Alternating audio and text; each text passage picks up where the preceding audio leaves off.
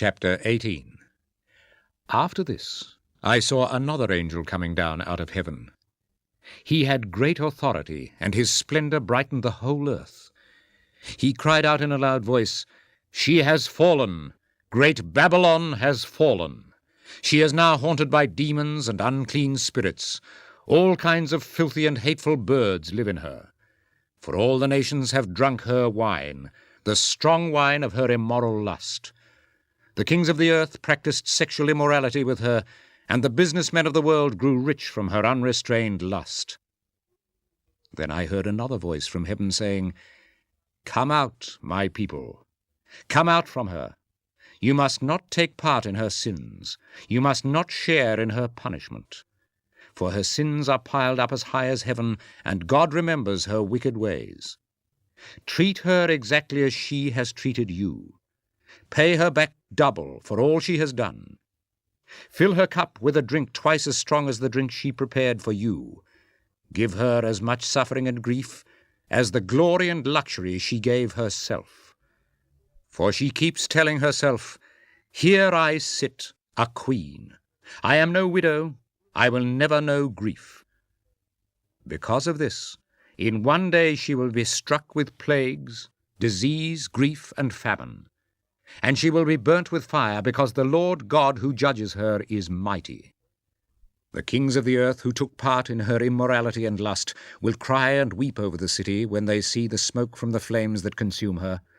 They stand a long way off, because they are afraid of sharing in her suffering. They say, 'How terrible! How awful!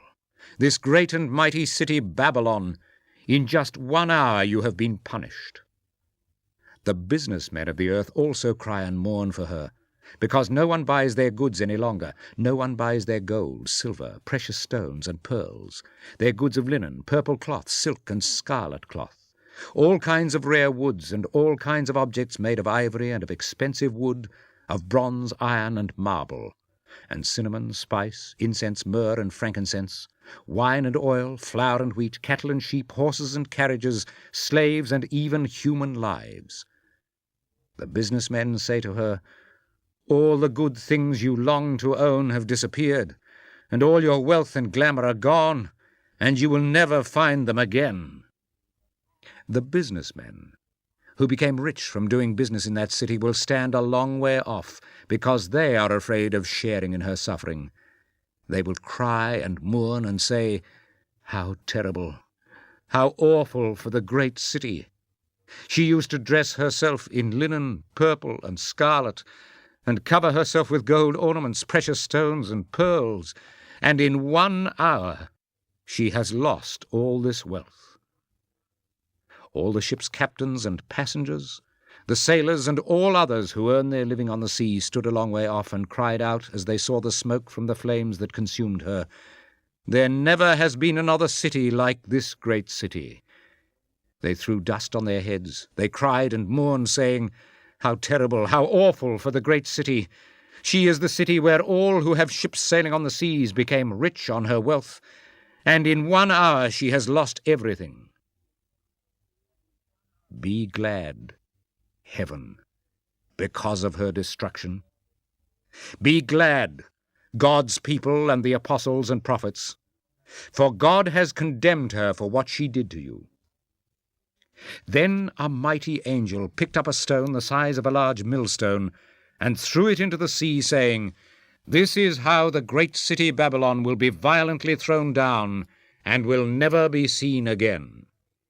The music of harps and of human voices, of players of the flute and the trumpet, will never be heard in you again. No workman in any trade will ever be found in you again, and the sound of the millstone will be heard no more. Never again will the light of a lamp be seen in you. No more will the voices of brides and grooms be heard in you. Your businessmen were the most powerful in all the world, and with your false magic you deceived all the peoples of the world." Babylon was punished, because the blood of prophets and of God's people was found in the city, yes, the blood of all those who have been killed on earth.